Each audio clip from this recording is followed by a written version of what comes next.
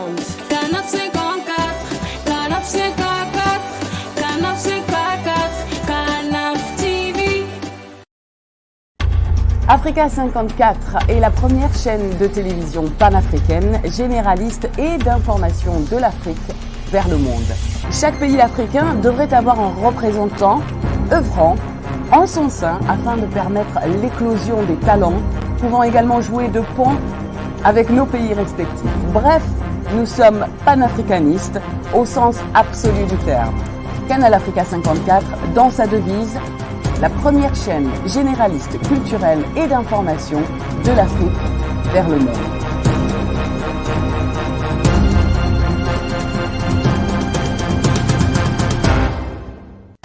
Canal Africa 54 will give to Africans and Afro-Caribbean what they have long been waiting for, expression of their own voice alongside the Western media and elsewhere in the globe. We aim to make the channel professional, sophisticated, contemporary. This channel will offer to viewers a unique experience in digital broadcasting. Our broadcasting and creative departments are dedicated towards having a constant flow of interesting and exciting programs.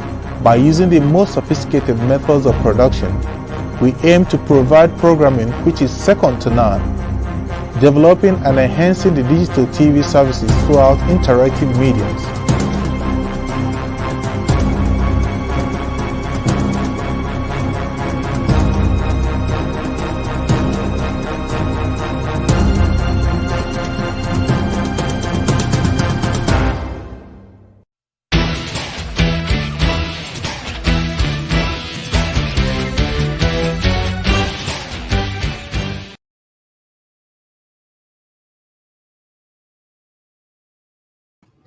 Bonsoir et bienvenue à Canal Africa 54 en partenariat avec Télé Saturne. Ce soir dans notre émission Géopolitique. Géopolitique, c'est une émission politique que nous décryptons chaque semaine pour parler de l'actualité sur le continent africain. Ce soir, nous avons le plaisir, en tout cas, pas tellement plaisir, mais nous avons le plaisir de vous présenter notre émission. Mais nous avons aussi la tristesse de vous présenter une émission dans une couleur différente, c'est-à-dire, ce soir, nous allons parler des personnalités politiques africaines qui décèdent sur le continent européen, c'est-à-dire, ceux qui osent faire lorsqu'ils tombent malades ou qu'ils sont mal en point, viennent se faire soigner sur le continent européen ou ailleurs. Mais en tout cas, ils viennent se soigner en dehors du continent africain. Ce sont ceux-là dont nous allons parler aujourd'hui. Et donc, l'Afrique a connu cette situation depuis son indépendance. Il est de coutume de constater justement dans plusieurs pays africains que la plupart de nos dirigeants, lorsqu'ils viennent aux affaires, la plupart en tout cas n'arrivent pas à résoudre les vrais problèmes pour lesquels ils ont promis au peuple. Très souvent, ils ne s'occupent pas de problèmes sociaux, problèmes économiques qui touchent leur population. À plus forte raison, lorsqu'il s'agit justement du partage de ressources de ce pays-là. Ce soir, l'Afrique est en train de pleurer plusieurs dirigeants. La Côte d'Ivoire a perdu Ahmed Bakayoko hier. Et hier également, en RDC, République démocratique du Congo, il y a un grand député qui est décédé en Afrique du Sud, en la personne de Henri Thomas Lokondo. C'est aussi un digne fils de ce pays qui est décédé et fut un député national. Et dans d'autres pays également, nous allons parler avec notre invité de ce soir, le cas de plusieurs décès que l'Afrique a connus et qui, non seulement sont venus se faire soigner ou ils sont morts dans ce pays, mais pour la plupart, en tout cas, n'ont pas mérité les obsèques dignes de leur nom. Et donc, nous allons essayer, avec notre invité, de voir, d'analyser les causes de cette situation. Pourquoi les dirigeants africains adoptent cette attitude? C'est la raison pour laquelle, justement, nous avons voulu faire cette émission parce qu'il y a eu un cri d'alarme. Un cri d'alarme qui vient justement de la part d'un grand nombre d'Africains qui nous ont appelés pour nous demander justement de faire une analyse là-dessus. Et pour faire cette analyse, nous avons sur ce plateau, enfin pas sur le plateau, nous avons en duplex un invité de taille qui est un activiste, un opposant politique, un activiste en tout cas, je dis bien, de la République du Gabon. C'est un Gabonais qui va analyser avec nous cette situation aujourd'hui dans cette émission Géopolitics. Cet activiste et opposant politique gabonais s'appelle Monsieur Nandong Messi. Monsieur Nandong, bonsoir. Bonsoir, Monsieur Kitoko. Bonsoir aux téléspectateurs et tous ceux qui nous suivent en ligne sur Internet. Bonsoir à tout le monde. Voilà, non seulement vous êtes suivis en ligne sur Internet, vous êtes également sur Canal Africa 54. Nous sommes suivis sur le continent, en Asie, et tous ceux qui disposent justement de notre boîtier de diffusion nous suivent pour le moment. Également sur le bouquet de Télé Saturne, tous nos téléspectateurs en tout cas sont en train de vous suivre pour le moment. Alors, comme je l'ai dit tout à l'heure, messieurs, messieurs, essayons d'abord pour commencer la genèse des indépendances des pays africains. Vous qui êtes Gabonais, parlez-nous spécialement du Gabon, parce que c'est votre pays. Avant de parler de la situation de ce soir, un tout petit peu comment le Gabon a connu cette partie, ces secousses de l'indépendance. Nous savons tous qu'il y avait Léomba, qui était le premier président gabonais au lendemain des indépendances. Et essayez un peu de nous parler comment il a fini ses jours. Est-ce que la manière dont il a fini ses jours répond à l'interpellation de ce soir par rapport au décès de nos dirigeants africains en Europe? Merci, Monsieur Kitoko. Le thème de ce soir m'interpelle particulièrement parce que ce sont des thèmes que nous abordons quotidiennement dans les dénonciations qui sont les nôtres. Mais permettez-moi de m'acquitter d'une tâche importante, celle de présenter les condoléances au peuple congolais pour la mort de l'honorable Henri Thomas Lekondo Yuka, décédé hier mercredi en Afrique du Sud. Vraiment, c'est une tristesse. C'est un homme de poids qui s'en va, qui laisse un grand vide dans la sphère politique du Congo. Je tiens également à adresser par la même occasion mes condoléances au peuple de la Côte d'Ivoire qui hier a perdu un fils à la personnalité du Premier ministre Ahmed Bakayoko. Voilà aussi un autre illustre fils d'Afrique qui s'en va comme ça. Tous deux morts à l'étranger. Et cela m'interpelle surtout encore avec Henri Thomas Lekondo, l'honorable. Il est mort en Afrique du Sud, c'est ça dans le continent. Mais le cas du président ou du ministre Ahmed Bakayoko m'interpelle. Bon, pour revenir à la question que vous me posez pour le cas spécifique du Gabon. Alors, nous avons Léomba, père de l'indépendance du Gabon, premier président gabonais, qui décède aussi par la même occasion en France, dans des circonstances assez floues jusqu'à aujourd'hui. Nous sommes en 66, je pense. En fait, la mort de Léomba, on ne sait pas véritablement quand il est mort. On nous a donné une date, mais nous savons qu'un an, il a passé toute une année en France et on n'avait plus de nouvelles au Gabon. Et pendant ce temps, on ne sait pas qui dirigeait le Gabon. Il est parti évacuer en France, il est resté là-bas et il n'est plus jamais revenu. Tout s'est passé en France et Omar Bongo devient président au Gabon, du Gabon à cette époque-là, sans passer par la case élection. Donc, ceci nous emmène à parler du thème de l'émission qui consiste à nous poser des questions quant au fait de voir nos dirigeants qui décèdent en Europe. Je pense que, et là, nous parlons des années 60. Aujourd'hui, nous sommes dans les années 2020. On se rend compte que cette situation est toujours d'actualité, ce qui nous interpelle et c'est la raison pour laquelle j'ai accepté de participer à cette émission en tant qu'invité. Donc, voilà. Voilà. Donc, Léomba, justement, c'est celui qui a fait que le Gabon soit le Gabon, enfin, pas le Gabon soit le Gabon à 100%, mais au moins l'histoire de l'indépendance du Gabon commence avec lui, avant qu'on arrive à Omar Bongo, qui lui aussi plus tard va mourir en Europe. Maintenant, ma C'est question quand c'est même de assez savoir, bizarre. Il faudrait quand même rappeler, pour la petite histoire, que Léomba n'était pas pour l'indépendance du Gabon. Il aurait voulu que le Gabon reste un territoire français. Ça veut dire que l'indépendance lui a été imposée par l'Occident. Il ne voulait pas de l'indépendance. Donc, c'est pourquoi notre génération, certains Gabonais trouvent assez bizarre qu'on lui attribue l'indépendance. Peut-être parce qu'il a été le premier président gabonais au moment de l'indépendance, mais il ne s'est pas battu pour autant hein, pour qu'on on soit indépendant. Il aurait, lui, voulu, il aurait préféré à cette époque-là que le Gabon reste, n'est-ce pas, un territoire certainement d'outre-mer. voilà, donc nous allons revenir un jour lorsque nous allons décrypter l'histoire de Léomba, hein, politiquement. Aujourd'hui, c'était pour montrer comment est-ce que nos dirigeants africains, parce que lui aussi, il est mort en Europe, il n'est pas mort au Gabon, n'est-ce pas? Vous parlez de Marbongo. Léomba, Léomba, non, Léomba, nous sommes sur Léomba, il Léomba. est mort en France. Il est mort à Paris. Voilà, il est mort à Paris avec la fierté d'être français. Parce que bon, à cette époque, c'est comme ça qu'eux s'appelaient. Ils étaient les Oui, Français. Ils se prenaient un pour les bon Français. francophile. Un Français, oui, absolument. Oui, un Français.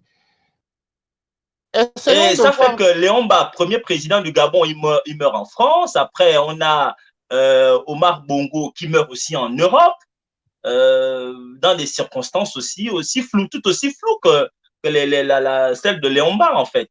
Parce que Omar Bongo, les sources que nous avons lorsqu'on fouille, Omar Bongo trouve la mort à Libreville. C'est pas encore officiel, c'est pas la source officielle. Je vous donne des informations qui sont encore dans les tiroirs dans, de l'histoire de notre pays. Omar Bongo trouve la mort à Libreville à l'aéroport. Des personnes qui étaient sur place au moment où l'avion décolle, il était très malade, affaibli par le décès quelques mois avant de son épouse, qui elle aussi est morte, est décédée au Maroc. Alors, il faudrait déjà savoir que Omar Bongo, un peu avant de mourir, il y avait le phénomène des biens mal acquis en France. Donc, les relations entre la France et le Gabon n'étaient plus, et Omar Bongo, pas du Gabon, Omar Bongo, de son régime n'était plus au beau fixe depuis pas mal de temps. À cette période-là, il y avait le problème des biens mal acquis qui avaient été initiés par si j'ai bonne mémoire, j'oublie la structure. En tout cas, ces deux structures ici, ça me viendra plus tard. Donc, alors, les relations étant ce qu'elles étaient à ce moment-là, Omar Bongo ne se sentait plus en bonne amitié politique avec la France. D'où sa femme se faisait soigner au Maroc. Et Omar Bongo avait d'ailleurs élu domicile en Angleterre, puisque ses enfants et sa femme y séjournaient régulièrement, jusqu'au moment où sa femme décède au Maroc de suite de maladie. Et lui, il tombe aussi malade, parce que au moment où le gouvernement gabonais prépare son évacuation pour l'emmener à l'étranger, parce que c'était ça, hein, nous n'avons pas travaillé, nous n'avons pas investi dans les infrastructures sanitaires. Omar Bongo est envoyé. Il devait normalement partir soit au Maroc. Il était dit qu'il partait au Maroc, en fait. Mais il se trouve que le Maroc ne pouvant pas politiquement assumer le fait que la première dame du Gabon décède au Maroc quelques mois avant, le président aussi va décéder là-bas. Après, ils ont dit non. Puisqu'il est déjà parti, il fallait trouver un endroit, un point de chute pour l'emmener, le monsieur, pour qu'on décrète que voilà, il est décédé à tel endroit. En France, c'était aussi impossible d'emmener Omar Bongo en France, un peu comme ça s'est passé avec Bakayoko, mais nous y reviendrons.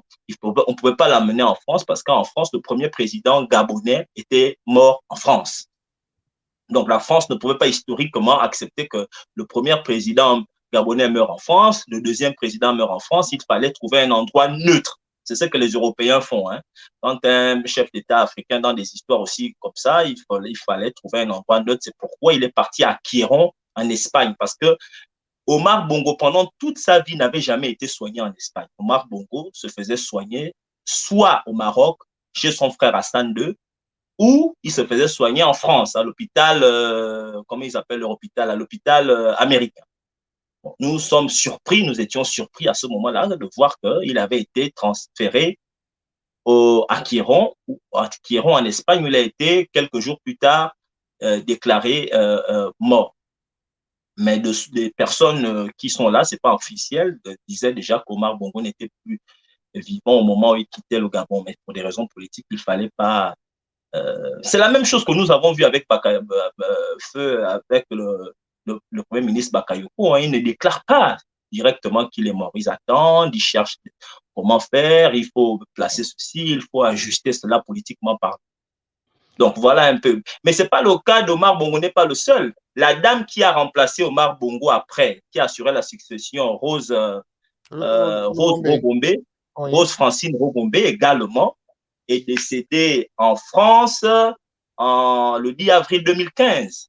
Elle tombe malade, elle est évacuée en France pour soins et elle trouve la mort à Paris en avril 2015. Omar Bongo, c'était le 7 juin 2009.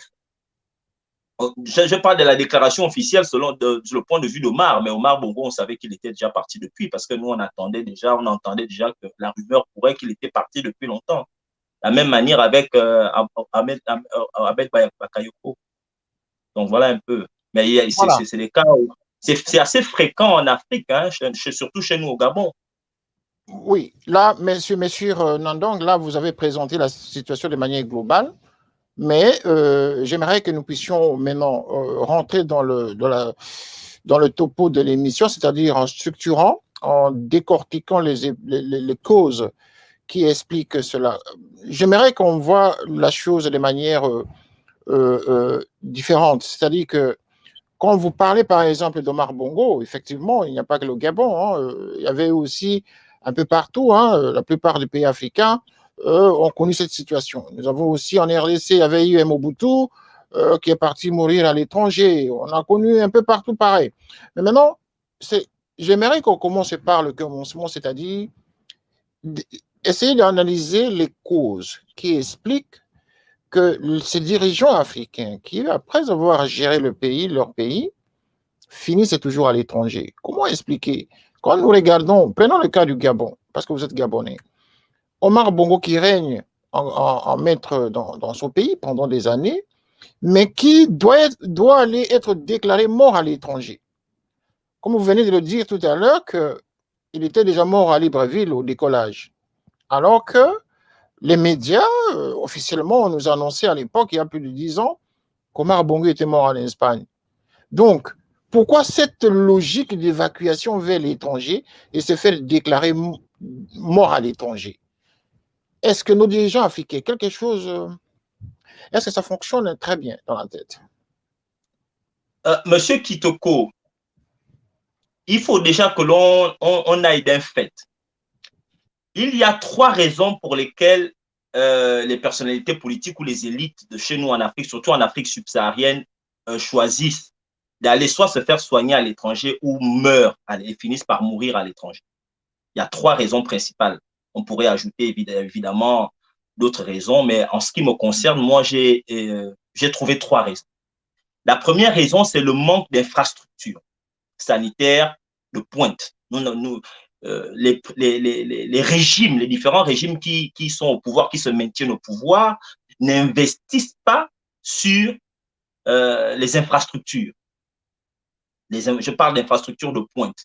Et lorsqu'il y a les infrastructures, ce sont des infrastructures obsolètes et lorsque les infrastructures sont de pointe, on n'a pas le personnel adéquat qui est formé pour utiliser le matériel de pointe lorsqu'il arrive. Donc, on est toujours confronté à un problème d'infrastructure sanitaire. C'est pourquoi, ça c'est l'une des raisons pour lesquelles nos dirigeants choisissent ou préfèrent aller se soigner en Europe, là où les infrastructures sont des infrastructures de pointe avec un personnel qui est qualifié pour utiliser ces infrastructures-là. Ça, c'est la première raison. La seconde raison, ce sont des raisons de politisation de l'espace ou du milieu sanitaire. il y a ça, la politisation, ou le manque de professionnalisme de la part du personnel médical. Ça veut dire quoi? Ça veut dire que quand un homme politique, surtout ceux de l'opposition ou même du pouvoir, tombe malade, ils ne font pas confiance au personnel médical ou bien aux infrastructures qui existent, même pour des maladies bénignes. Hein. Vous allez, par exemple, on a le palu, nous appartenons à des pays tropicaux, là où les gens tombent souvent malades, fréquemment malades, mais nous remarquons que nos hommes politiques ne sont jamais présents, on ne les voit quasiment jamais dans les hôpitaux de notre pays. Même pour un simple palu, une petite piqûre de ceci, ils ne vont jamais. Donc, on finit par penser que ce sont des surhommes qui ne se soignent pas. Donc, ça, c'est la deuxième cause. Ils ne font pas confiance. Surtout les opposants ne font même pas confiance. Parce que s'ils vont là-bas, on va les empoisonner, on va leur mettre quelque chose dans les perfusions, ainsi de suite. Donc, ils préfèrent, lorsqu'ils sont un peu malades, d'être évacués en Occident ou bien dans des endroits où ils estiment que, bon, ils sont plus en sécurité. Donc, voilà la deuxième raison. Et la troisième raison, évidemment, c'est l'exil politique ou le choix de résidence politique. Le choix de résidence.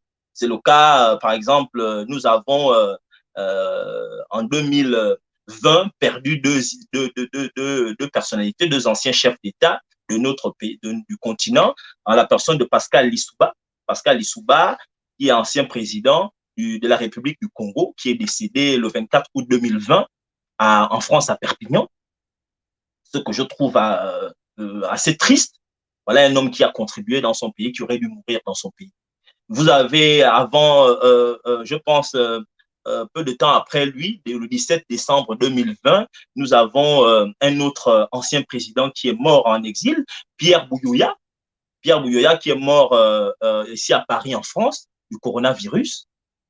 Voilà, qui est décédé. Bon, ça, ce sont des personnalités politiques de haut rang, des anciens chefs d'État qui viennent mourir à l'étranger. Ils étaient certainement exilés politiques, on peut le dire ainsi, mais moi, je pense que ces hommes-là avaient leur place au pays et que ce serait bien, c'est pour l'histoire de l'Afrique, pour notre orgueil, pour qui nous sommes, que nos chefs d'État décèdent sur notre continent. Mais, in fine, il faut retenir que les raisons pour lesquelles les élites politiques décèdent à l'étranger sont, à mon sens, trois. C'est soit, je réitère, c'est soit manque d'infrastructure, soit la politisation de l'espace ou du milieu sanitaire, manque de professionnalisme des personnels médical ou l'exil. Les gens sont tout simplement en exil parce que de nombreux hommes politiques africains terminent leur vie malheureusement en exil. Voilà.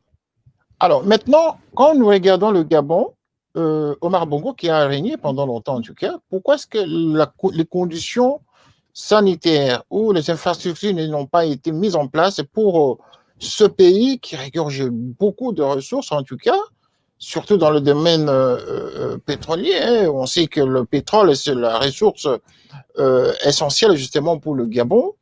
Mais le Gabon serait par exemple l'équivalent de la Suisse d'Afrique. Qu'est-ce qui a fait qu'Omar Bongo, pendant tout son règne de 42 ans, n'a pas pu développer ce côté-là? Tout simplement, moi je dirais que c'est un manque de vision et de responsabilité politique. C'est parce qu'ils ne pensent pas au peuple. Ils ne pensent pas au peuple, ils ne pensent même pas à eux-mêmes.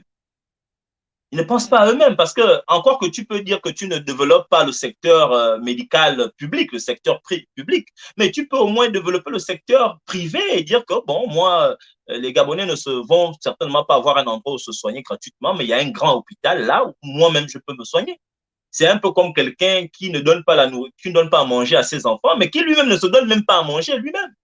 Il ne pense même pas à lui-même quand il aura faim. Et c'est la raison pour laquelle il préfère aller manger chez le voisin. C'est-à-dire que ce sont des inconscients en quelque sorte. Bien sûr, c'est une sorte d'inconscience politique. C'est un manque de vision politique. C'est un manque de sérieux en ce qui me concerne.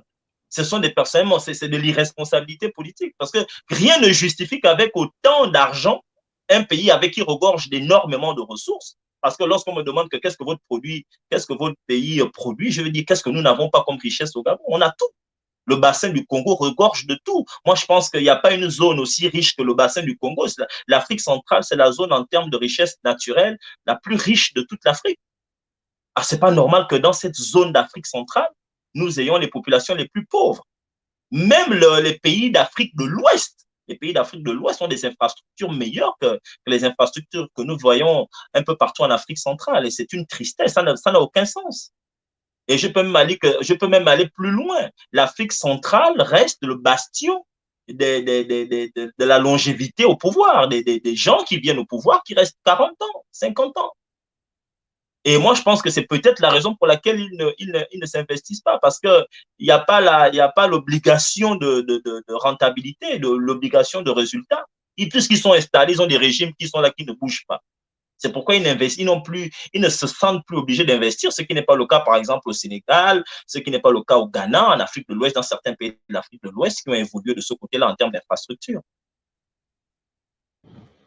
Ben voilà, pour 42 ans au pouvoir, c'est quand même incompréhensible, hein, monsieur Mulfeld. C'est quand même 42 ans de règne dans un pays comme le Gabon et que les dirigeants de ce pays-là viennent se faire soigner en Europe. Que dire alors du peuple qui est au Gabon profond là-bas? Mais, monsieur Kitoko, c'est même pas le fait qu'on se fasse soigner en Europe qui est le plus traumatisant. C'est le fait que ces dirigeants-là, même leurs femmes n'accouchent pas au Gabon. Leurs femmes, leurs maîtresses, leurs enfants viennent accoucher en France. Avant, on pouvait encore dire que les femmes venaient accoucher en France pour bénéficier de la nationalité, alors au moment où il y avait le droit du sol. Mais on se rend compte que les femmes viennent accoucher en France parce que, tout simplement, puisqu'il n'y a plus le droit du sol. Donc, qu'est-ce qui justifie qu'aujourd'hui, en 2021-2017, les femmes des élites, comme l'accouchement, monsieur Kitoko, on parle là d'accouchement, on ne parle pas d'autre chose. Au Gabon, les femmes accouchent encore à même le sol. C'est traumatisant. Le scanner, prenez le scanner au Gabon. Aujourd'hui, quand vous êtes malade au Gabon, on vous demande de faire un scanner. Monsieur Kitoko, le scanner au Gabon coûte près de 300 000 francs CFA. 300 000 francs CFA, on est en train d'aller vers les 250 pounds, 300 pounds pour faire un scanner. 300 pounds pour faire un scanner. Ça n'existe dans aucun pays en Europe. Aucun pays. Ici en France, le scanner, lorsqu'il est cher, il est à 50, 70 euros. Lorsque vous ne bénéficiez de rien, vous payez 70 euros, vous faites votre scanner. Au Gabon, le scanner, il est à 500 euros, 500, 600 euros. Qui va payer une telle somme? Dans un pays où une grande majorité de la population vit sous le seuil de pauvreté. C'est inadmissible. Avec un pays qui regorge d'autant de richesses pour une population de moins de 2 millions d'habitants. C'est de l'irresponsabilité, ça ne s'explique pas. On ne peut pas expliquer ça, cet état de fait. C'est inexplicable. Et le Gabon n'est pas un cas atypique. Il y a d'autres pays africains qui vivent les mêmes situations, sinon pire. Alors, regardons un peu du côté de la Côte d'Ivoire. Ce qui se passe actuellement avec tous ces décès. Nous en sommes justement sur le cas de M. Ahmed Bakayoko, en tout cas, paix en son âme. Il était encore jeune. Il a vraiment rendu service au gouvernement de M. le Président Alassane Dramane Ouattara. Voilà que du coup, cet homme qui disparaît dans des conditions floues, est-ce que la Côte d'Ivoire n'avait pas mérité mieux que de constater tous ces décès en cascade, mais qui tous viennent mourir en France? N'oubliez pas qu'il y avait eu monsieur l'ancien Premier ministre, monsieur Amadou Gon Coulibaly, qui est mort avant Ahmed Bakayoko. Ahmed Bakayoko a remplacé Amadou Gon Coulibaly, qui a été acheminé en France sous un avion médicalisé et qui y est rentré effectivement en Côte d'Ivoire parce qu'il fallait organiser les élections, mais qui est mort bien avant même l'organisation des élections, parce qu'il n'a fait que 2-3 semaines après son retour, il est mort. Et du coup, Ahmed Bakayoko, très jeune, il est encore jeune, en tout cas dans la cinquantaine, mais qui décède comme ça. Est-ce que la Côte d'Ivoire, ce pays aussi riche comme tant d'autres pays, le président Alassane Ouattara qui est là, est-ce que ce n'est pas une leçon, ce n'est pas une interpellation pour lui de se dire, je dois doter mon pays des infrastructures nécessaires pour que les Ivoiriens se soignent chez eux, y compris lui-même? Est-ce que ce n'est pas le moment qui peut justement interpeller la classe politique non seulement ivoirienne, mais un peu partout en Afrique subsaharienne. Non pas seulement, oui, Monsieur Kitoko, je partage entièrement votre point de vue. Il faut investir dans les infrastructures sanitaires de pointe et ajouter aux infrastructures la formation de pointe. Parce que le personnel médical doit lui aussi être formé, il doit être respecté, écouté, et il faut que la politique se mette loin de la gestion de cet espace-là. Parce que le problème chez nous, ce n'est pas seulement le fait de l'absence des infrastructures, comme je l'ai dit tantôt en préambule, il y a aussi le fait que nos hommes politiques, parce qu'ils savent exactement ce qui se passe dans les réalités du pays, moi qui fréquente au quotidien les autorités gabonaises, les hommes politiques de chez nous, ils préfèrent venir se soigner ici, même ceux qui sont au pouvoir, parce qu'ils ne font pas confiance au personnel médical. Pourquoi ils ne font pas confiance au personnel médical? Parce qu'ils savent ce qui se passe à l'intérieur. Ils savent ce qui se passe à l'intérieur. Voilà un monsieur, vous parlez d'Ahmed Bakayoko. C'est triste, monsieur, du Premier ministre Ahmed Bakayoko, qui décède comme ça la fleur de l'âge, si on doit le dire ainsi, qui avait un avenir politique, qui faisait partie du futur, parce qu'il était déjà prédit comme un des dignes successeurs du président Ouattara, qui décède comme ça, qui s'en va de manière inexpliquée. C'est voilà un monsieur dont on disait qu'il a été évacué de la Côte d'Ivoire pour la France pour des raisons de coronavirus, d'après les informations que j'ai. C'est selon, parce que c'était un peu flou, on ne savait pas véritablement pourquoi il était évacué. Voilà un monsieur qui, dit-on, était souvent malade, il n'avait pas une très bonne santé, qui a été évacué en France. Et aujourd'hui, on nous annonce, au départ, c'était le coronavirus, aujourd'hui, on nous annonce qu'il est mort il est décédé de cancer. C'est-à-dire que chez nous, l'hospitalisation ou l'état de santé des hommes politiques relève du mystère. Ça relève du mystère. En France, si le président est malade, on va vous dire qu'il est malade, il souffre de ceci. Si un homme politique est malade, on va vous dire qu'il est malade, il souffre de ceci ou de cela. Chez nous, c'est le mystère. Voilà. Il n'y a pas de tabou. Chez nous, tout ça, c'est tabou. On ne doit pas savoir qu'un homme politique est malade. Ça relève de la faiblesse. Ça veut dire qu'il va, voilà, ça va faire ressortir tellement de choses. Il faut qu'on dépasse ces clivages-là. Il faut que ce paradigme-là doit être dépassé. Un homme peut tomber malade, c'est humain de tomber malade. Après, on se pose des questions. Moi, j'ai entendu des gens dire, mais Ahmed Bakayoko, le Premier ministre, était en bonne santé, il n'était jamais tombé malade. Tu as d'autres qui disent, mais en fait, il était tombé malade, il était malade, il fumait beaucoup, parce que le cancer, ce n'est pas quelque chose qui arrive en 2 secondes, si c'est le cancer.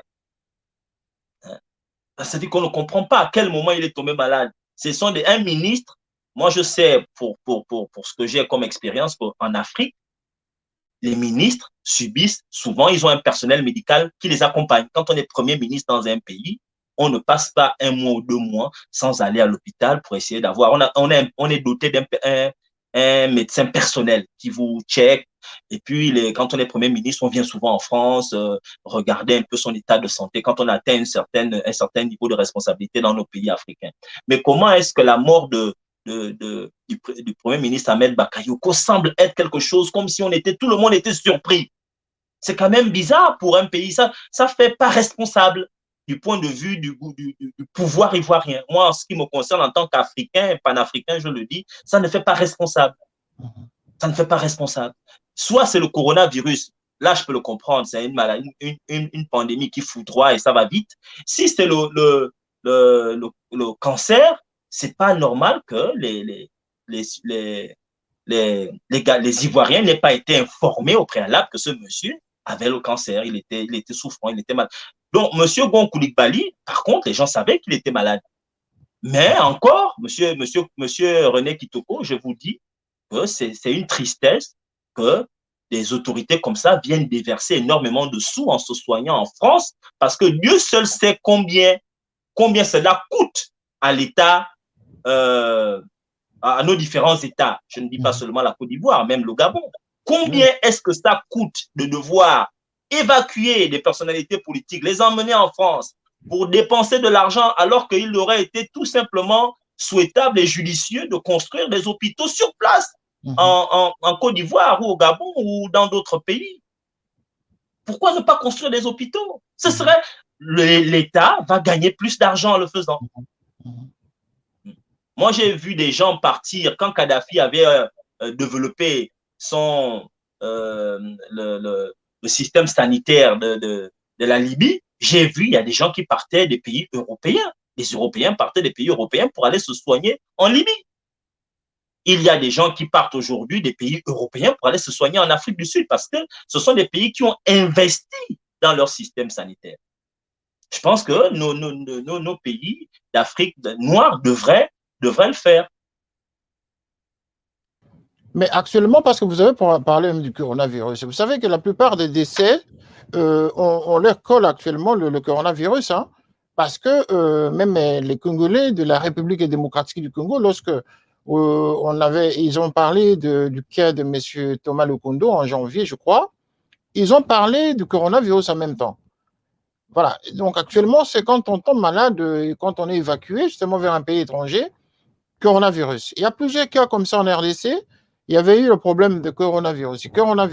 Il y en a même qui sont décédés sur place, certains députés ou sénateurs, je crois, à qui on a collé justement cette pathologie, cette maladie du coronavirus. Est-ce que ce n'est pas une excuse tout ça, au regard de la faiblesse même des États africains? Je suis d'accord, Monsieur Kitoko. C'est extrêmement grave de voir aujourd'hui que nous ne trouvons pas, nous, en Afrique, une solution. Nous avons l'impression que le coronavirus qui est arrivé, qui a attaqué tous les pays, tout le monde entier, mais l'Afrique semble être le continent. Vraiment, c'est en même temps une déception et une bonne chose. Pourquoi? Ce qui nous sauve aujourd'hui, semble-t-il, au regard des informations que nous avons concernant le coronavirus, c'est que le coronavirus entraîne beaucoup plus les personnes du troisième âge, en dehors de celles qui sont atteintes d'un fort taux de comorbidité.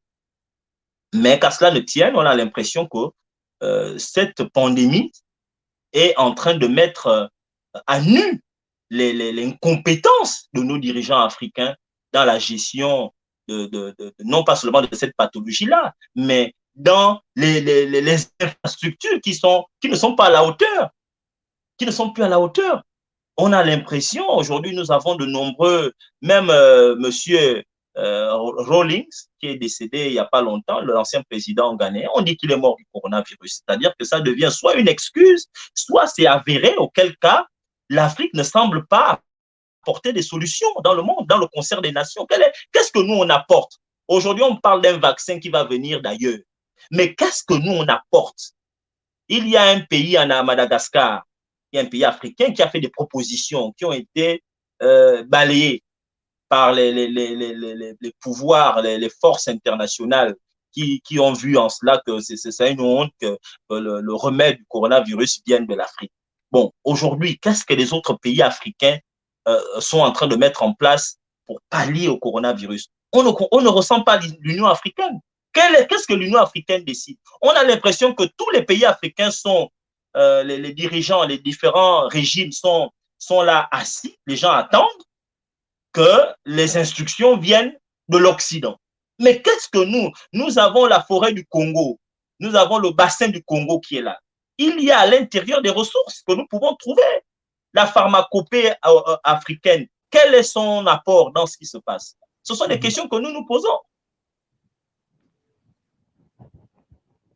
Oui, c'est autant de questions. Et dans ces questions, évidemment, moi, je reviens toujours vers le Gabon. Hein. Je reviens vers le Gabon parce que c'est vous qui êtes l'invité principal aujourd'hui. Mais en même temps, pour le respect justement que nous devons à nos téléspectateurs qui nous regardent et ceux qui nous écrivent déjà, je viens de recevoir quelques messages là du Gabon, n'est-ce pas, qui nous suivent au Gabon. Nous aimerions savoir, monsieur Wilfried Nandong, l'expérience de Omar Bongo, est-ce que cette expérience n'a pas pu aider l'actuel président de la République à changer les choses au Gabon? Est-ce qu'aujourd'hui, nous pouvons considérer qu'au Gabon, il y a eu quand même une certaine amélioration? Parce que déjà, c'est son fils quand même qui l'a succédé au pouvoir. il aurait pu quand même tirer les leçons de la gérance de son père. Est-ce qu'aujourd'hui, il y a quand même certaines améliorations au Gabon dans ce secteur-là?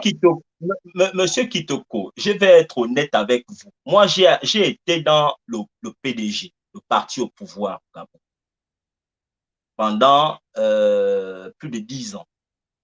Moi, je vous le dis clairement, Ali Bongo n'est pas venu, ne s'est pas battu pour être président, pour améliorer les conditions de vie des Gabonais. Monsieur Ali Bongo est devenu président pour éviter que sa famille, la famille d'Omar Bongo, le clan d'Omar Bongo et tout le système Omar Bongo ne tombe. Surtout, partant d'abord prioritairement de la famille. C'est pourquoi il est venu au pouvoir. Parce qu'Omar Bongo, quand on regarde les 10 dernières années d'Omar Bongo à la tête du pays, Omar Bongo, quand il met son fils pour ministre de la Défense, pour contrôler l'appareil sécuritaire, ce n'est pas parce que, ce n'est pas par compétence, même pas par compétence politique, pas pour la nation, c'était pour lui-même, pour qu'on ne lui fasse pas un coup d'État. Il a fait exactement la même chose que nous voyons le président de la Côte d'Ivoire faire en ce moment. C'est-à-dire que quand un président africain se sent menacé d'une certaine manière, lorsqu'il n'est pas sûr des institutions, la première chose que les présidents là font, ils mettent au ministère de la Défense un membre de leur famille. Soit il met son frère, soit il va mettre son fils, soit c'est comme ça. Alors, Omar Ali Bongo devient président, il ne s'est pas préparé pour la fonction de président. La preuve, c'est que lorsqu'il accède au pouvoir, la première grande surprise d'Omar Ali Bongo, c'est quoi? Il crée des gouvernements bis. Il crée des agences dans chaque ministère. Vous avez, par exemple, le ministère de l'Éducation nationale, il crée une agence parallèle. Les travaux publics, il crée l'ANGT, l'Agence nationale des grands travaux. Au ministère du sport, il a créé des agences derrière tous les ministères. Voilà un monsieur qui n'a rien construit. Pas une seule école en 11 ans, 12 ans. Ça fait 13 ans, ça fait 15 ans qu'il est 7 ans, ça fait 13 ans, 12 ans, 13 ans qu'il est au pouvoir. Il n'a construit aucun établissement. Aujourd'hui, tous les indicateurs sociaux sont au rouge. C'est-à-dire que c'est une catastrophe, monsieur Kitoko. Je ne sais pas par où je vais commencer lorsqu'il s'agira du Gabon. Je vais commencer par parler de quoi? C'est grave. Aujourd'hui, nous avons un président qui a disparu. Il y a une catastrophe en Guinée équatoriale. Il n'y a pas un message. Voilà, monsieur Ahmed Bakayoko qui est mort. Il n'ira pas, il n'adressera pas un message. Il va faire sur sa page Facebook, parce que le Gabon se gère aujourd'hui sur Facebook. C'est sur Facebook et par des notes vocales et par des enregistrements que l'on gère le Gabon depuis quasiment 2018, depuis le 24 octobre 2018, date de l'AVC d'Ali Bongo. On ne l'a plus jamais vu en live, c'est-à-dire, vous le voyez devant les gens en train de parler à quelqu'un. Tout se passe par des montages vidéo.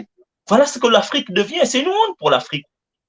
Nous devons savoir faire la différence entre ce qui relève du secteur public, ce qui relève de la propriété publique et ce qui relève de la propriété privée. On gère le Gabon comme si c'était une entreprise familiale où on ne doit rien à personne, on décide de ce qu'on veut faire. Et c'est dommage. Aujourd'hui, ils sont en train de vivre et ce qu'ils ont, ils ont créé. Pourquoi? Parce que depuis le coronavirus, depuis qu'on a fermé les frontières, de nombreux hommes politiques ne savent plus où se tourner.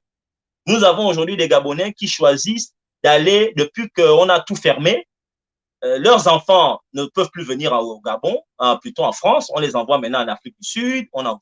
Certains hommes politiques envoient leurs enfants en Côte d'Ivoire, au Ghana, en Afrique du Sud, parce qu'ils ne peuvent plus venir ici en France. Ils venaient se faire soigner facilement à l'hôpital américain.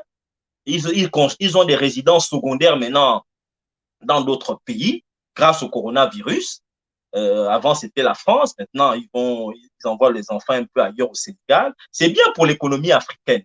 C'est bien. Mais qu'est-ce que le Gabon gagne aujourd'hui? Le Gabon gagne quoi? Omar Ali Bongo, je suis désolé de le dire, monsieur Kitoko, Ali Bongo, vraiment, si je devais donner une note depuis qu'il est président du Gabon. Il est à la fin de son deuxième mandat. Si je devais le noter sur 20, je ne sais même pas, j'aurais du mal à mettre 1. Vraiment, je le dis vraiment en toute responsabilité, hein, sans émotion. Sans émotion. Parce qu'il n'y a même pas un seul secteur où on peut dire que non, là, il a quand même développé tel secteur. Il n'y en a pas.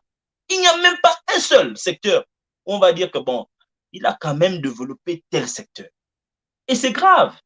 Le voilà aujourd'hui, au moment où je vous parle, au moment où je suis en train de vous parler, aucun Gabonais ne sait où Ali Bongo se trouve. Aucun. Certains disent qu'il est à Riyad.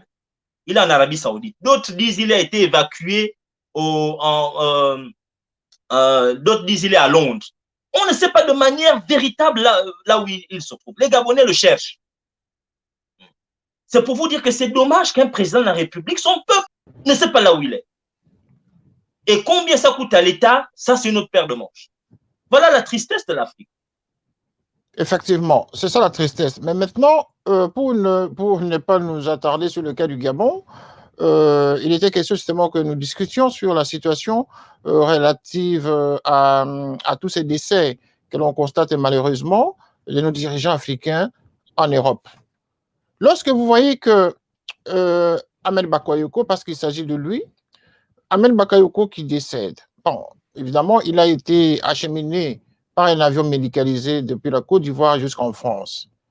Mais d'après vous, qu'est-ce qui s'est passé pour qu'on déclare sa mort à partir de l'Allemagne? Ça voudrait dire que la France n'était plus outillée médicalement à le soigner pour cette pathologie pour laquelle il était acheminé en France, ou alors c'est l'Allemagne qui a voulu être montrée sa force de ce côté-là pour dire non, l'Allemagne était capable de faire mieux que les Français. Qu'est-ce qui s'est passé d'après vous? Pourquoi Ahmed Bakayoko acheminé en France, mais qui décède en Allemagne? Est-ce qu'il y a, d'après vous, comment on peut interpréter ce fait-là? Monsieur Kitoko, ce que moi je peux vous dire, ça relève de mon analyse personnelle, hein, au risque de me tromper. Je pense que c'est une évacuation politique.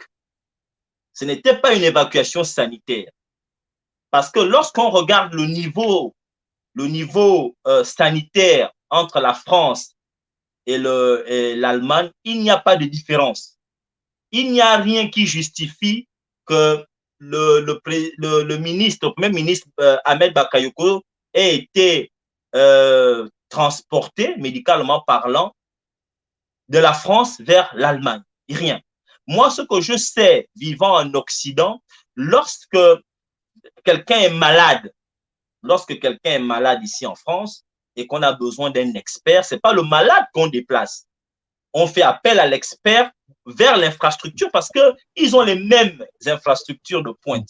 On va prendre l'expert pour venir travailler là où... C'est pourquoi de nombreux médecins, des spécialistes, c'est eux qui bougent, pas les malades. Les malades ne bougent pas en Europe. Ce sont les spécialistes qui bougent. On a besoin d'un spécialiste en ceci. On fait appel. L'hôpital américain, ou je ne sais pas dans quel hôpital il était, à Neuilly, on dit qu'il était à Neuilly, à l'hôpital américain. Je n'ai jamais entendu que l'hôpital américain, tout d'un coup, n'est pas capable de soigner quelqu'un au point où on le déplace pour l'amener en Allemagne. Ce que je vois, c'est que la France veut soigner son image. La France en a marre de voir des dirigeants africains venir mourir sur son sol. Donc, il fallait trouver un endroit neutre. Il fallait trouver, à mon sens, un endroit neutre pour qu'on n'insulte plus Macron. Macron ne voulait pas que la Côte d'Ivoire retienne que Ahmed Bakayoko est mort en France. D'où, partant de sa popularité en Côte d'Ivoire, il fallait trouver un endroit neutre. Le fait aujourd'hui que l'on dise qu'Ahmed Bakayoko est mort en Allemagne, politiquement parlant, ça fait que la France souffle, respire. Ça allait être trop s'il serait... Déjà, les médias en parlent pas beaucoup parce qu'il est mort là-bas, en Allemagne. Mais si, imaginons qu'il serait mort en France, on aurait dit non, les Français l'ont tué, la France tue les dirigeants africains, tous les panafricains allaient peut-être faire une marche là, ici, mais il fallait l'évacuer. Moi, je pense qu'il est décédé en France. Moi, ce que je pense, c'est qu'il est décédé en France parce que cette évacuation ne suffit pas. Il est mort en France comme certains internautes l'ont dit depuis, mais la France ne voulant pas officiellement que c'est le lieu de décès soit la France.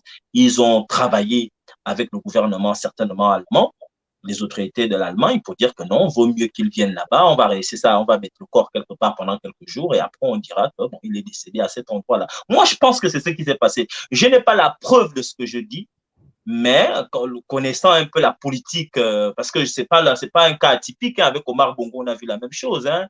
Il est parti à Quiron, il n'est jamais allé à Quiron. Pourquoi Quiron? Jusqu'à aujourd'hui, quand tu demandes à ceux qui étaient autour, pourquoi Quiron? Il y a pas, qu'est-ce qu'on soigne à Quiron, comme par hasard, qu'on ne soignait pas en France, là où il est allé souvent, ou bien qu'on ne soigne pas au Maroc? Pourquoi Quiron? Parce qu'il fallait trouver un endroit neutre, où on va dire que c'est Quiron, on va dire que c'est l'Allemagne, voilà, et puis bon, voilà, il ne faut pas qu'on dise, parce que la France en a un peu marre. Donc voilà pourquoi, moi je pense que c'est ce qui s'est passé à mon sens. Voilà.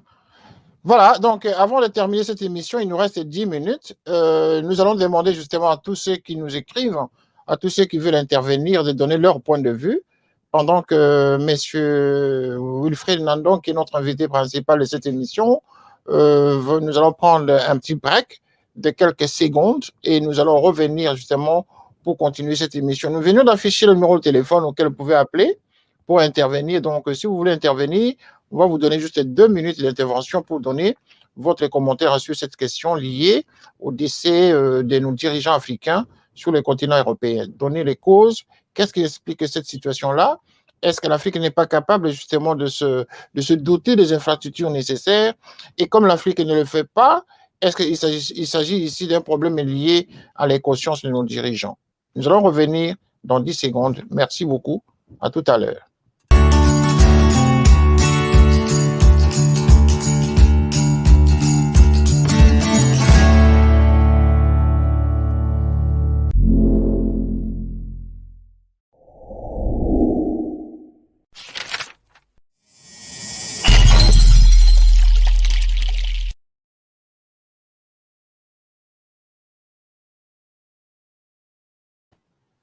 Merci. Nous sommes de retour pour terminer cette émission avec M. Wilfried Nandon, qui est membre de l'opposition gabonaise. Il est également activiste politique en tout cas. C'est quelqu'un qui milite pour le bien-être du peuple gabonais. Et c'est un panafricaniste. C'est quelqu'un que je connais depuis belle lurette, en tout cas dans son combat politique. Et c'est un jeune justement gabonais qui lutte pour l'émergence du continent et pourquoi pas du Gabon.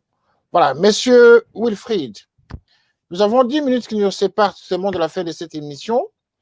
Quand vous regardez par exemple le pays tel que le Congo-Brazzaville, c'est un pays de l'Afrique centrale.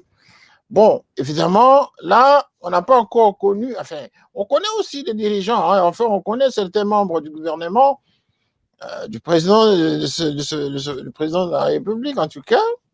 Certains membres du gouvernement aussi, là-bas, viennent se soigner en Europe. Et puis, il y en a aussi qui y restent.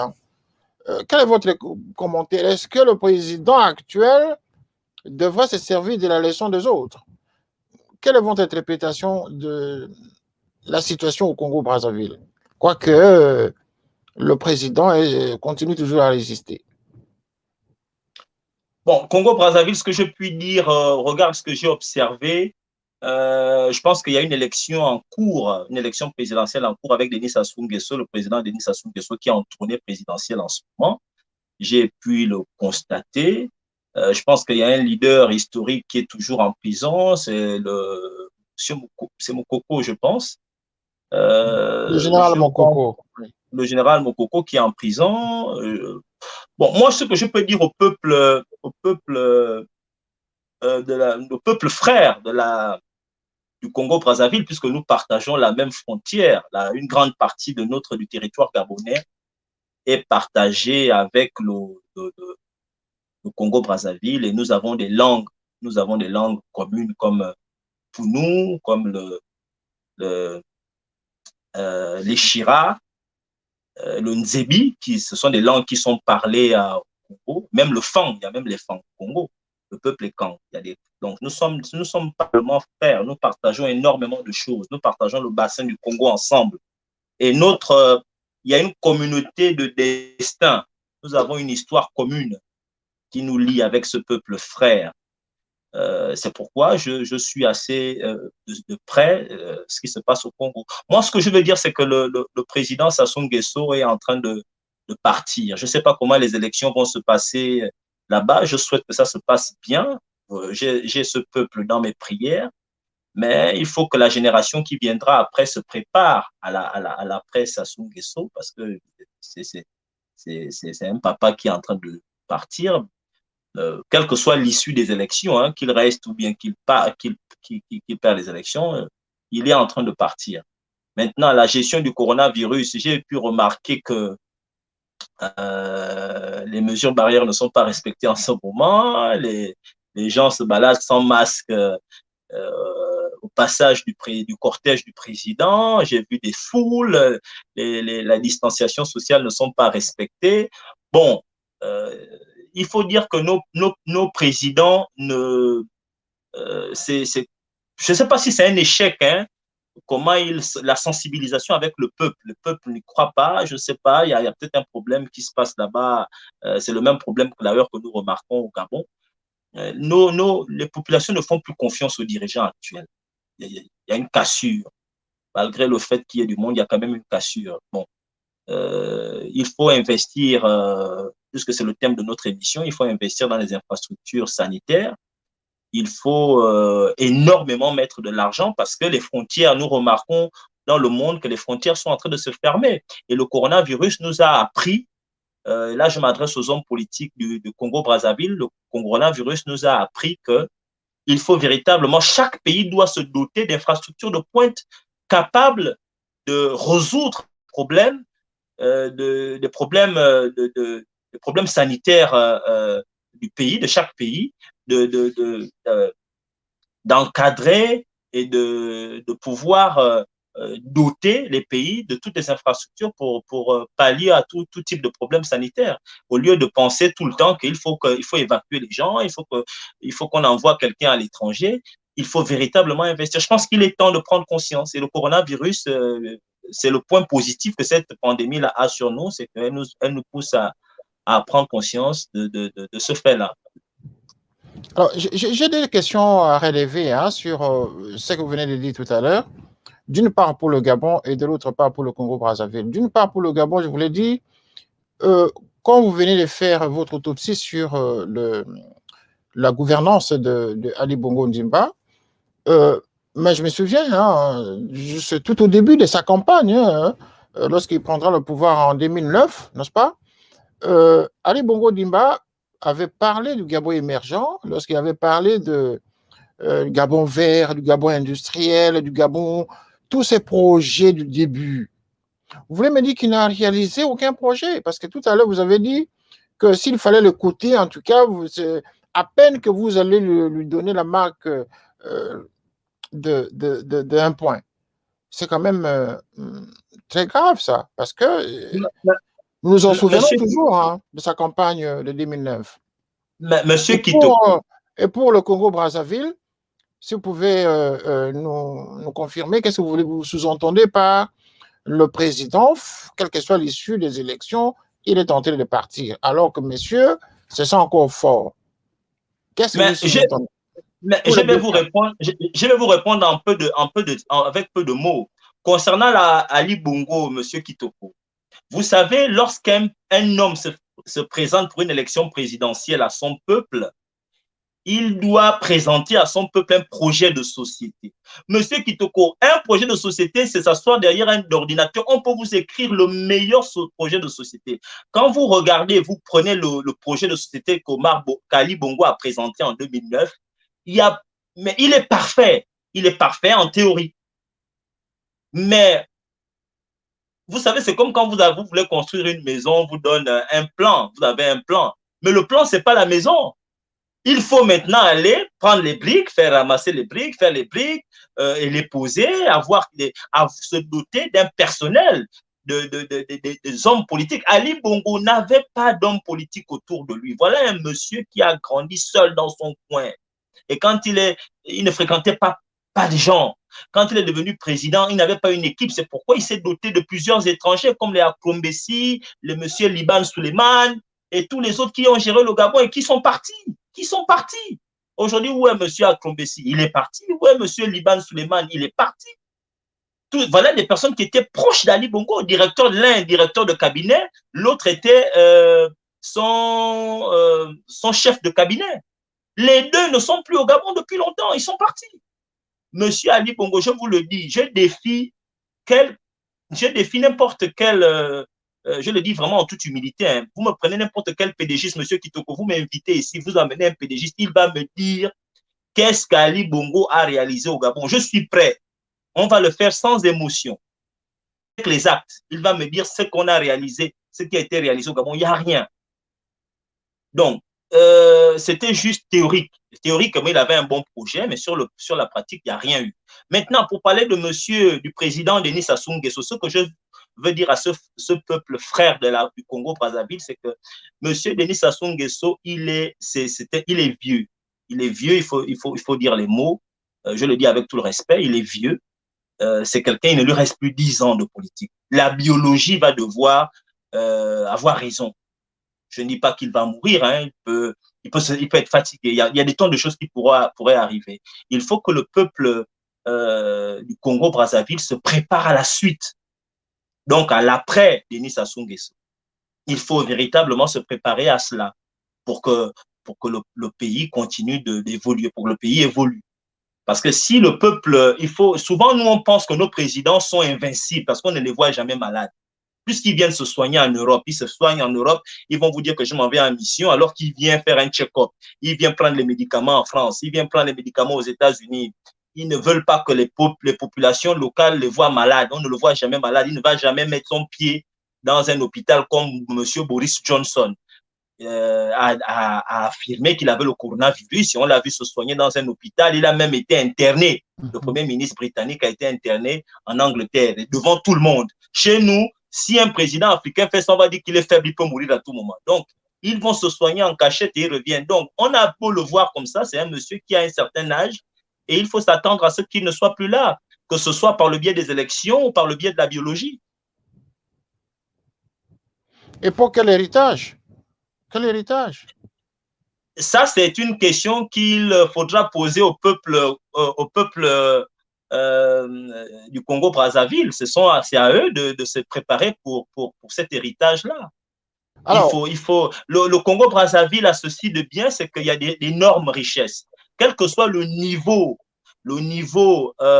d'infrastructure aujourd'hui, l'économie du Congo-Brazzaville peut être relevée à tout moment. Moi, j'ai vu la Côte d'Ivoire qui a passé 10 ans de guerre civile. Lorsque M. Ouattara, le président Ouattara a pris le pouvoir en 2011-2012, en 4 ans, 5 ans, il a relevé l'économie de la Côte d'Ivoire. Et pourtant, la Côte d'Ivoire a moins de richesses que le Congo-Brazzaville. Mais je pense que si une autre formation arrive, je ne sais pas par quel biais elle viendra, si elle arrive, elle pourrait relever, si elle est bien organisée, si elle est dotée de vision, il faut une vision. Et à cette vision, il faut s'entourer d'hommes capables de faire. Moi, j'ai vu le pays comme le Rwanda. Le Rwanda a moins de richesses que le Congo-Brazzaville. Lorsque M. Kagame, le président Kagame est arrivé, il a relevé son pays, il continue de le faire. Je pense qu'en Afrique centrale, nous avons des ressources naturelles, nous avons des ressources, nous sommes dotés d'un fort potentiel en termes de ressources naturelles. Nous pouvons, au moment voulu, relever. Nous avons la Guinée équatoriale qui a relevé, qui est en train de se doter d'infrastructures de pointe là-bas. Pourtant, voilà. Mais lorsqu'on dit par exemple le Gabon, le Congo-Brazzaville, la Côte d'Ivoire, enfin je veux dire toutes ces anciennes colonies françaises sont encore sous tutelle de la France et que c'est la France qui contrôle. Il y a des entreprises, enfin des lobbies français qui sont dans ces pays-là. Est-ce que pensez-vous que ce sont ces lobbies français qui continuent à bloquer l'émergence de ces pays ou ce sont les dirigeants qui se laissent aveugler par l'influence de la France enfin, je veux dire, l'influence de la France vis-à-vis des politiques locales. Qu'est-ce qui explique? Monsieur Kitoko, moi, je n'aime pas trop l'infantilisation du peuple. Nous nous infantilisons et ce n'est pas bien. Il est vrai que la France a sa part de responsabilité dans les situations chaotiques que nous observons dans nos différents pays. Ça, c'est vrai. Je dis bien sa part de responsabilité.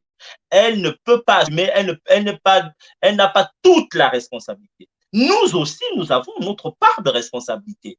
Les hommes politiques qui se succèdent ou qui dirigent nos pays sont tout aussi responsables.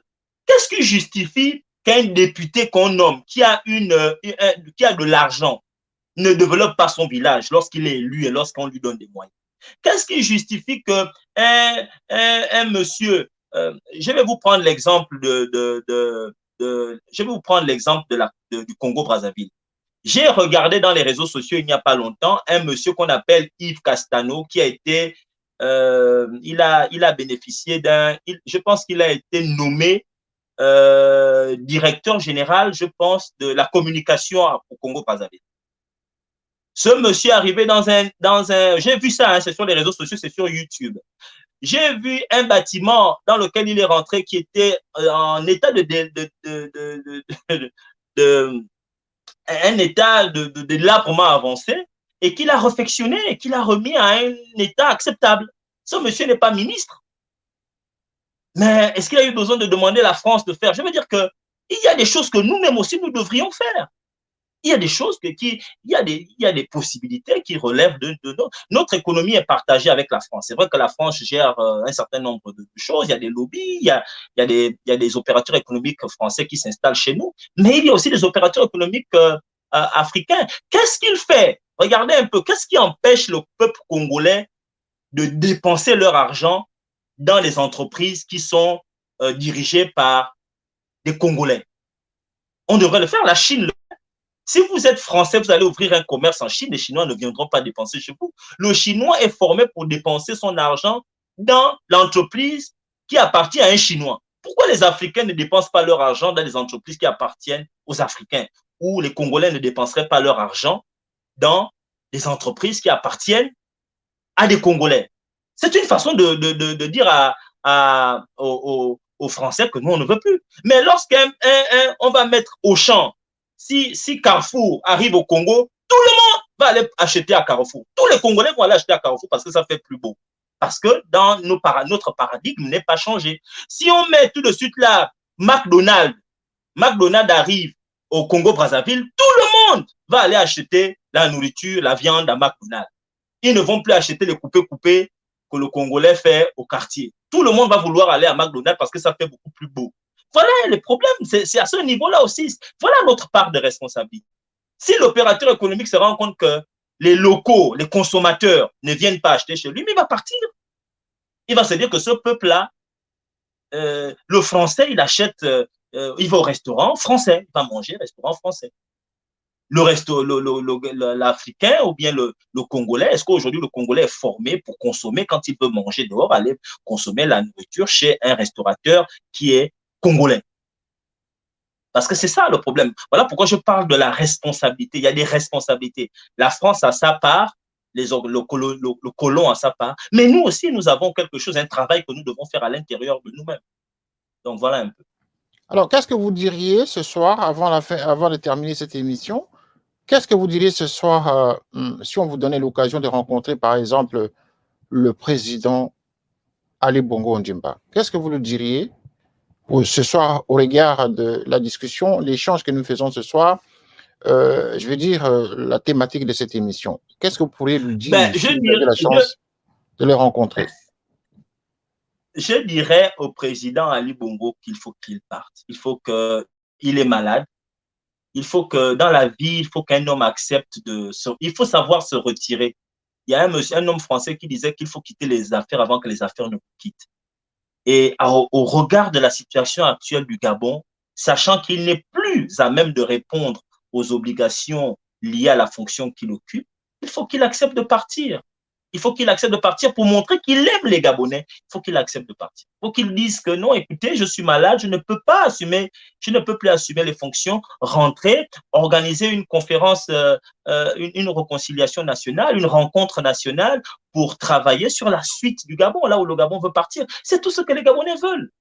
Je pense que c'est la meilleure chose à faire. Et là, il partirait par négocier son départ, les conditions de son départ, et puis organiser des élections libres et transparentes, s'assurer que celui qui va gagner, remporter ces élections-là, soit celui qui préside le pays. Voilà M. Kabila qui est parti, qui a laissé à Tshisekedi, mais il n'est pas mort. M. Kabila, aujourd'hui, il n'est plus président du Congo, du Congo Kinshasa, mais il jouit de sa liberté, il voyage, il fait ce qu'il veut. Donc, il y a une vie après la fonction de président de la République. Il faut que les dirigeants africains l'assimilent et le comprennent qu'il n'y a pas que ça, il n'y a pas que la fonction de président de la République. Il faut savoir partir. Il faut savoir partir. Même les meilleurs joueurs sont à un moment donné au banc de touche. C'est ça. C'est ce que je lui dis. Et pour le président Alassane Ouattara, qui vient à peine de gagner son autre mandat, qu'est-ce que vous pouvez dire à un chef d'État comme ça, qui est à peine élu? Bon, on connaît le résultat de ses 2 premiers mandats.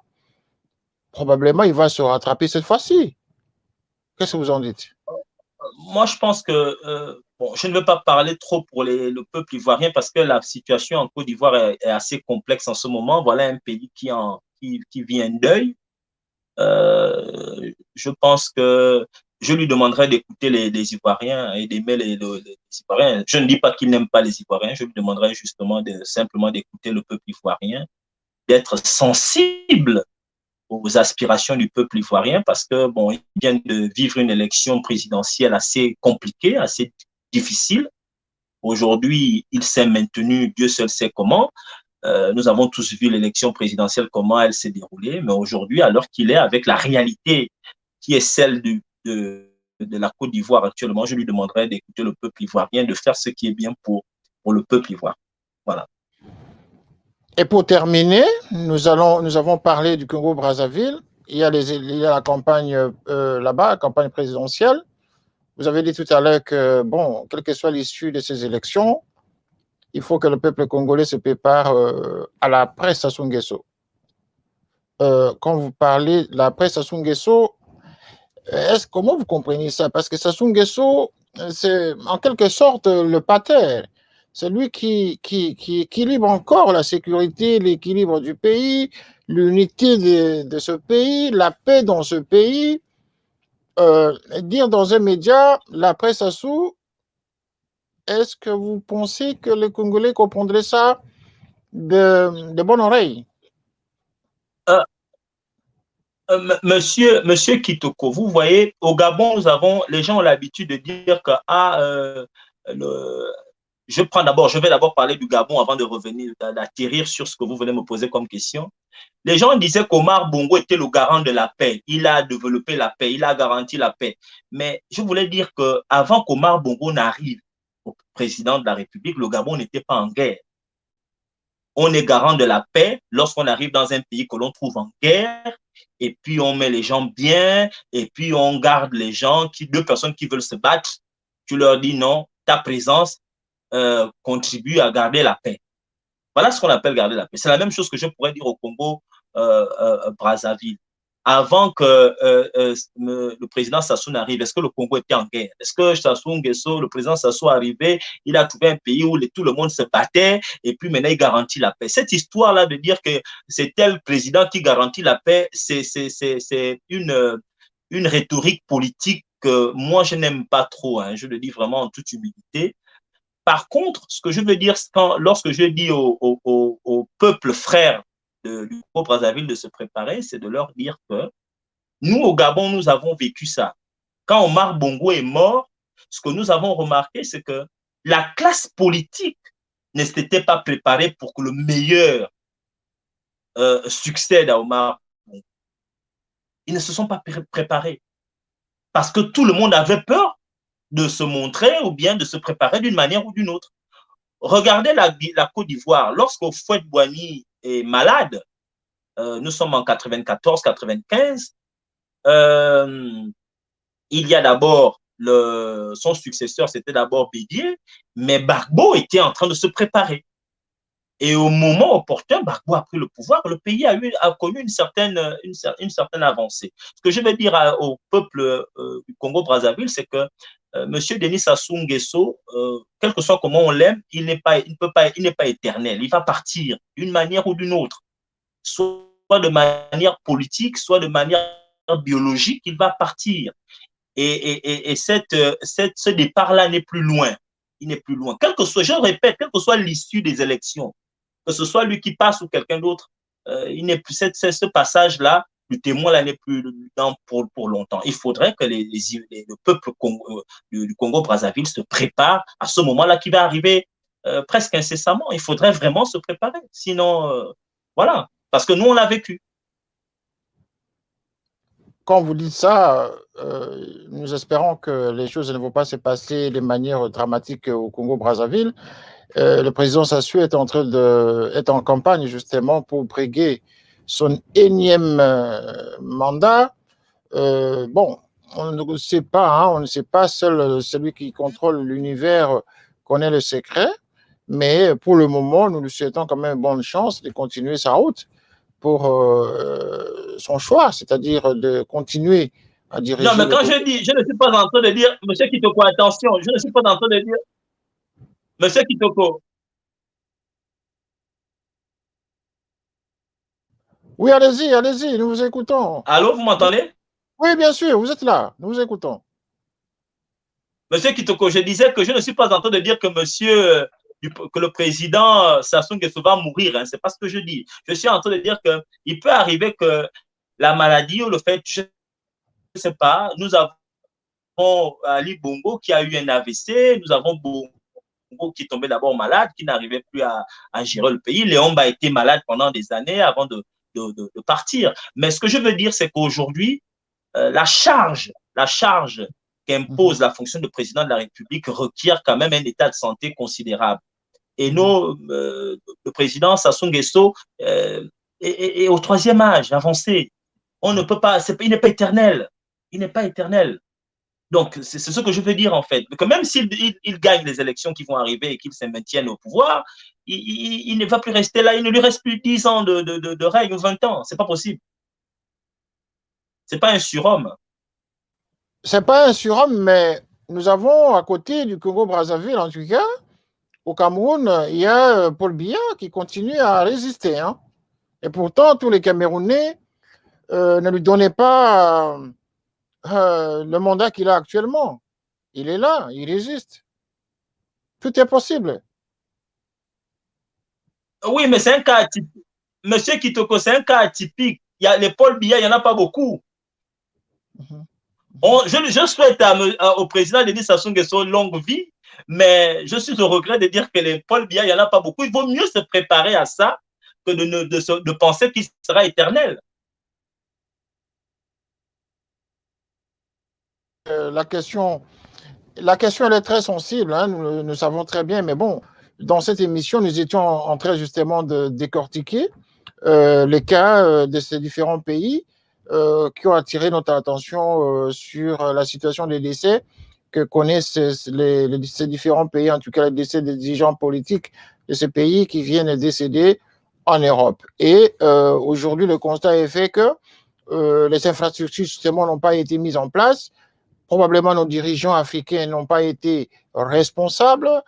Et on se demande à partir de quel moment on peut adopter une attitude de responsabilité. Et il faut avoir combien de mandats, justement, pour commencer à répondre aux besoins de son peuple. Est-ce qu'il faut toujours rester au pouvoir pour changer les choses alors qu'au finish, on ne change rien, on tourne en rond? C'est ce qui explique justement que finalement, après les 60 ans d'indépendance, le continent africain reste toujours à l'état pire qu'avant les indépendances. Merci Wilfried Nandong, nous allons clôturer l'émission. Je vous demanderai justement de donner votre dernier mot avant de dire au revoir à tous nos téléspectateurs qui nous suivent à cet instant.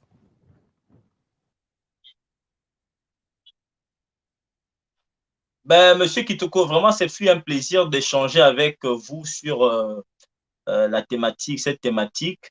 Et j'espère que les Africains qui nous ont suivis de par le monde ont été satisfaits de dérouler. Ben, écoutez, pour mot de fin, je vais dire vive l'Afrique, hein, vive l'Afrique. Moi, je suis panafricain. Je veux que l'Afrique soit indépendante. Je souhaite que l'Afrique devienne un apport, que l'Afrique ait un apport dans le concert des nations et pas seulement soit un continent avec des populations qui sont attentistes et qui attendent tout des Occidentaux. Il faudrait que les consciences s'élèvent et que l'on avance et que on retrouve notre place dans l'humanité, en fait. Et que nous soyons des acteurs, nous soyons autonomes, que nous soyons indépendants et que notre pays évolue et que les Africains n'aient plus à venir à apprendre à faire l'école en Occident, se soigner en Occident, et que l'on développe un peu le continent africain, que l'on soit soucieux du devenir des Africains qui sont sur le continent. Donc voilà un peu mon mot de fin. Mon mot de fin, c'est de contribuer. Je vais continuer à contribuer pour que cela se réalise. Voilà un peu. Voilà, merci M. Wilfried Ndong. Merci en tout cas à tous les téléspectateurs qui nous ont suivis ce soir. Nous vous donnons encore rendez-vous ce week-end pour aborder les cas de notre pays africain dans notre émission Géopolitics. Ce soir, nous avons eu le plaisir de recevoir M. Wilfried Ndong, Ndong, qui est membre de l'opposition au Gabon. Il est également activiste politique et depuis vraiment belle lurette. C'est quelqu'un en tout cas qui se bat corps et âme pour les intérêts justement de peuples démunis sur le continent et surtout au Gabon. Il s'est défini comme un panafricaniste et donc tous les Africains, si nous serions tous panafricanistes, nous ferons quelque chose de positif pour développer ce continent. Je remercie surtout ceux qui nous écrivent. Beaucoup de gens nous ont écrit, mais nous n'avons pas pu justement répondre à tout le monde. Tous les messages que nous recevons dans notre mail, nous allons échanger avec vous. Mais si vous voulez participer à cette émission, continuez toujours à nous écrire. Nous allons vous contacter pour participer aux différentes thématiques que nous aurons à développer dans les jours à venir. Vous pouvez suivre cette émission sur Canaf 54 TV. Nous avons notre boîtier qui diffuse ce programme. Nous sommes en live sur satellite en Afrique et sur le continent asiatique. Et donc, si vous voulez avoir des informations sur comment récupérer notre chaîne, en tout cas le signal de notre chaîne, nous pouvons toujours vous renseigner. Et donc, sur Télé Saturne, vous pouvez rentrer dans notre site internet ou également dans notre chaîne YouTube, dans les différentes plateformes des réseaux sociaux. Vous pouvez donc retrouver cette émission et différentes émissions que nous faisons. Alors, M. Wilfried, en tout cas, merci beaucoup. Le plaisir était pour notre équipe de vous recevoir ce soir, tout en espérant que nous allons encore vous avoir pour une prochaine émission où nous aurons à parler de la Guinée Conakry, la Guinée équatoriale, de Burkina Faso, de l'Angola, l'Afrique du Sud, car tous ces pays-là, ce sont des pays africains. Merci, M. Wilfried Ndong, et à très bientôt sur Télé Saturne et Canaf 54. Que Dieu vous bénisse là chez vous, que Dieu bénisse tous les Africains qui nous suivent à cet instant. Merci de nous avoir suivis. Au revoir et à très bientôt. Soyez prudents chez vous. Ce fut votre humble serviteur, M. Rani Kitoko, journaliste. Au revoir. Canaf 54 TV, la première chaîne généraliste culturelle et d'information de l'Afrique vers le monde. Canaf 54, Canaf 54, Canaf 54, Canaf TV. Africa 54 est la première chaîne de télévision panafricaine, généraliste et d'information de l'Afrique vers le monde. Chaque pays africain devrait avoir un représentant œuvrant en son sein afin de permettre l'éclosion des talents, pouvant également jouer de pont avec nos pays respectifs. Bref, nous sommes panafricanistes au sens absolu du terme.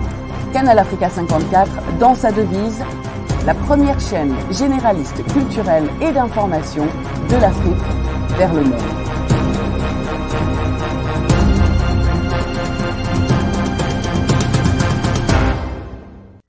Canal Africa 54 will give to Africans and Afro-Caribbean what they have long been waiting for, expression of their own voice alongside the Western media and elsewhere in the globe. We aim to make the channel professional, sophisticated, contemporary. This channel will offer to viewers a unique experience in digital broadcasting. Our broadcasting and creative departments are dedicated towards having a constant flow of interesting and exciting programs. By using the most sophisticated methods of production, we aim to provide programming which is second to none developing and enhancing the digital TV services throughout interactive mediums.